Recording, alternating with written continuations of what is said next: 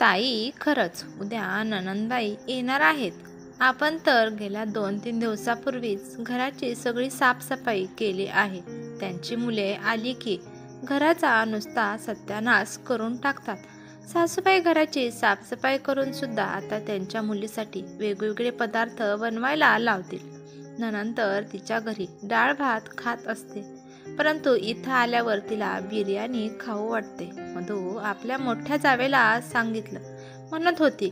शीतल मोहिनीला म्हणते की अगं, जेव्हा आपण लग्न करून या घरात येतो तेव्हा आपल्याला घरात शांती राखण्यासाठी तशी परिस्थिती आली आहे, त्याला तोंड द्यायचे असते.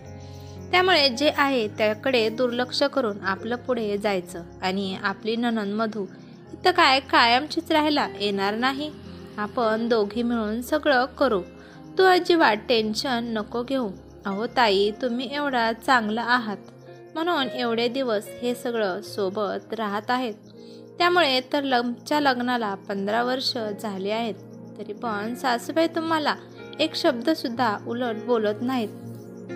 आणि मधू आल्यानंतर सासू आणि नणंद मिळून आपल्याबद्दल चांगली बैठक असेल, विनाकारण आपल्याला त्रास देणार आहेत.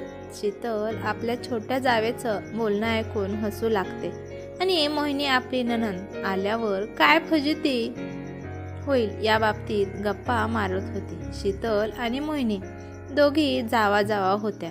शीतल त्या घरची मोठी सून असल्यामुळे खूप समजदार होती आणि लहान सून मोहिनी चंचल होती, परंतु खूप हुशार होती.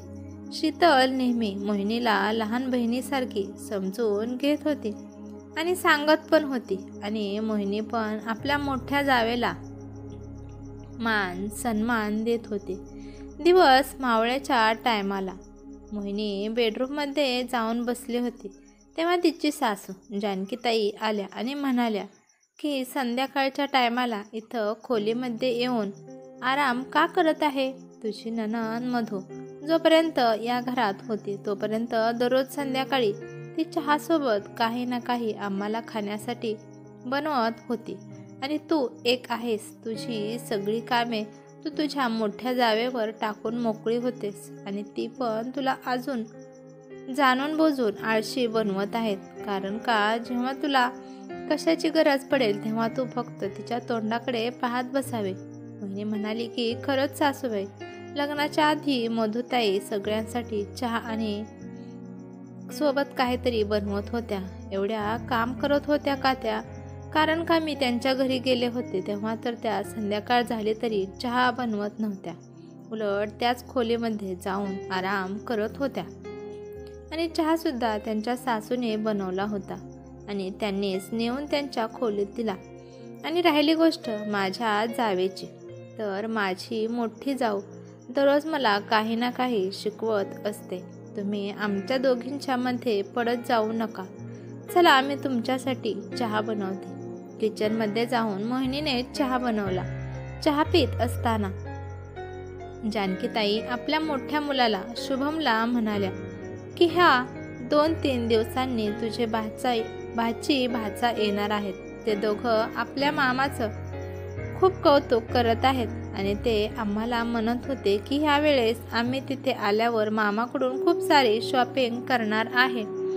हो शीतल, तुझे सुद्धा ते दोघं खूप तारीफ करत होते. ते म्हणत होते की मामीच्या हाताला तर खूप चव आहे. मामी खूप छान जेवण बनवते आणि जेव्हा आम्ही घरी येईल तेव्हा मामीच्या हातचं पनीर बिर्याणी, चिकन आणि गुलाबजामुन खाल्ल्याशिवाय आम्ही माघारी जाणार नाही. मोहिनी हळूच आपल्या जावेच्या कानात म्हणाली की तुम्हाला माहीत आहे का ताई, हे सगळं सासूबाई का बोलत आहेत? कारण का आपण दोघी दिवस रात्र नणंदबाई आणि तिच्या मुलांच्या मागं फिरावं आणि किचनमध्ये वेगवेगळे पदार्थ करून यांना खायला घालावं. आणि आपण नणंदबाईच्या घरी गेल्यावर आपल्याला फक्त डाळ भात खायला देतात आणि इथं आल्यावर नणंदबाईला पनीर, चिकन, गुलाबजाम खाऊ वाटत आहे.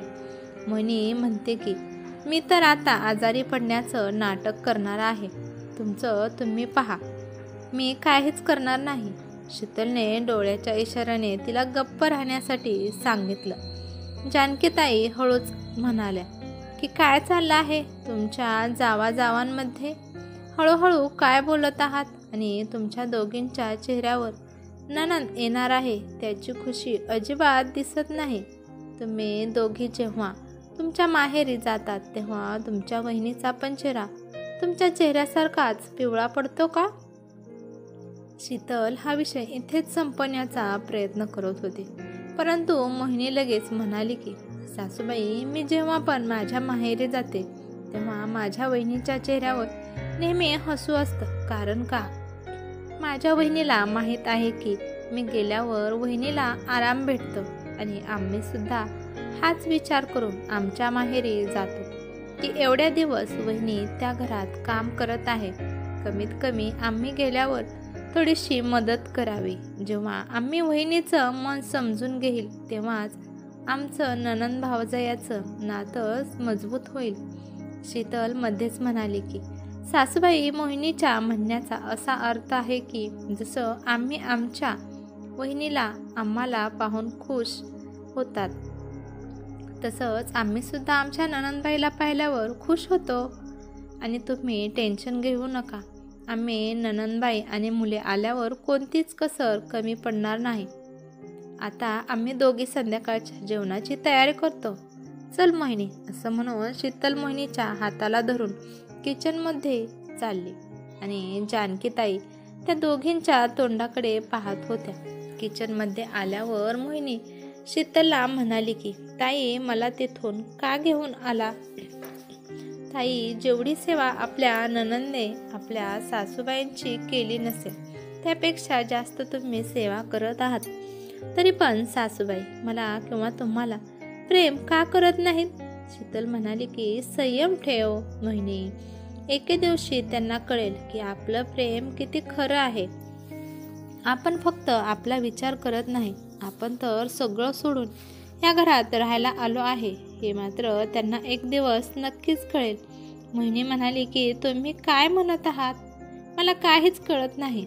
अगं माझ्या भोळ्या मोहिनी, मी म्हणत आहे की जर एखाद्या ठिकाणी शब्दाने वातावरण थंड होणार असेल तर तिथे तलवार चालवून उपयोग होणार नाही. त्यामुळेच आपण फक्त शांत राहायचं. आपण काही बोलायला गेलो तर आपल्याबरोबर आपल्या माहेरचं सुद्धा संस्कार काढले जातात. त्यामुळे आपल्यावर कोणताच डाग येऊन द्यायचा नाही. मोहिनीला शीतल काय म्हणते आहे हे तिला कळालं. 2 दिवसाने मधू आणि त्यांचा नवरा मुले सगळेच माहेरी आले. आल्या आल्याच नणंदबाईने बोलायला सुरुवात केली. दोन्ही पण वहिनींना आपल्या नणंदबाईला कसा आहात, ठीक आहात ना हे सुद्धा साधं विचारू वाटत नाही. त्यांच्या माहेरी तर रोज फोन करून सगळ्यांना विचारत असतील, परंतु आपली नणंद आली आहे तिला विचारावं, पण तसं काहीच नाही. तोपर्यंत जानकीताई म्हणाल्या, बरोबर बोलत आहेस तू मधू, या घरात या दोघींना तुझी काहीच काळजी नाही. मी एकटीच आहे जी दिवस रात्र तुझ्या आठवणीत असते. या दोघी तर दिवसभर मोबाईल हातात घेऊन त्यांच्या माहेरच्या लोकांना बोलत असतात, परंतु तुला एकदा सुद्धा फोन करून तुझं हालचाल विचारू वाटत नाही. शीतल हसत म्हणाली की मधुताई, तुम्ही आम्हाला विसरून कुठे जात आहात? दररोज तर सासूबाई तुम्हाला फोन करून बोलत तर असतात, परंतु तुम्ही आमच्यासोबत बोलण्यासाठी एकदा सुद्धा तयार होत नाही. तोपर्यंत मोहिनी चहा घेऊन आली आणि मधू म्हणाली की फक्त चहानेच माझे पोट भरणार आहात का? दुसरं काय आहे का नाही घरात? जेव्हा तुम्ही आमच्या घरी आला होता तेव्हा आम्ही तुमची किती पाहुणचार केला होता, विसरला आहात की काय? मोहिनी शीतलकडे पाहू लागली. मोहिनीला खूप राग येऊ लागला होता, परंतु शीतलने तिला गप्प राहण्यासाठी सांगितलं. दररोज मोहिनी आणि शीतल आपल्या नणंदबाईच्या आणि सासूबाईंच्या बोलण्याकडे दुर्लक्ष करत होत्या. जी सासूबाई टेबलवर बसून आमच्यासोबत प्रेमाने बोलत होती ती सासूबाई आता नणंदसोबत मिसळून आमच्या जेवणात कमीपणा काढत आहेत. दुसऱ्या दिवशी शीतलने आलूचे पराठे बनवले होते आणि ते पराठे नणंदबाईच्या नवऱ्याला खूप आवडले. मधू म्हणाली की शीतल वहिनी, तुम्ही तर नेहमी तुमच्या माहेरी जाता, तुम्ही तर आमच्या घरी कधी येतच नाही. मोहिनी वहिनी आली होती आमच्या घरी. तिला विचारा की आम्ही त्यांचा खूप छान पद्धतीने पाहुणचार केला होता. मोहिनी हसून मधूच्या नवऱ्याला म्हणाली की दादा, तुम्हाला माहीत आहे का, रोज संध्याकाळी मधुताईचं डोकं दुखत होतं म्हणून त्या त्यांच्या खोलीत जाऊन आराम करत होत्या आणि त्यामुळेच आपल्या दोघांनाच स्वयंपाक बनवायला लागत होता. ह्या गोष्टीवर मधूचा नवरा आणि मोहिनी हसू लागले. आपला नवरा आपली चेष्टा करत आहे म्हणून मधू तिच्या नवऱ्याला खूप ओरडली. जानकीताई आपल्या बारक्या सुनेला मोहिनीला म्हणाल्या की मोहिनी, तू आजकाल खूपच बोलायला लागली आहेस. काय गरज होती जावई बापूच्या समोर एवढं बोलण्याची? मोहिनी म्हणाली की सासूबाई शीतलताई मोठ्या असून सुद्धा नणंदबाई आणि त्यांचे मिस्टर शीतलताईंची चेष्टा करत होते. मी तर लहान आहे, तर मग मी सुद्धा त्यांची चेष्टा करायला नाही का पाहिजे? एवढं म्हणून मोहिनी नाराज झाली आणि तिथून निघून गेली. 2-3 दिवस मोहिनी आणि शीतल दररोज नवीन काहीतरी बनवून आपल्या नणंदला आणि तिच्या लेकरांना आणि तिच्या मिस्टरांना खायला घालत होत्या. वातावरण बदलत होते म्हणून मोहिनीची अचानक तब्येत खराब झाली. त्यामुळे घरात सगळं काम आता शीतलवरच आलं. त्यामुळे जानकीताईला पण काळजी वाटू लागली. मधू आपल्या आईला म्हणाली की ही मोहिनी वहिनी खूप नाजूकपणाने वागत आहे, फक्त काम न करण्याचा बहाणा करत आहे, दुसरं काहीच नाही. तू नको टेन्शन घेऊ.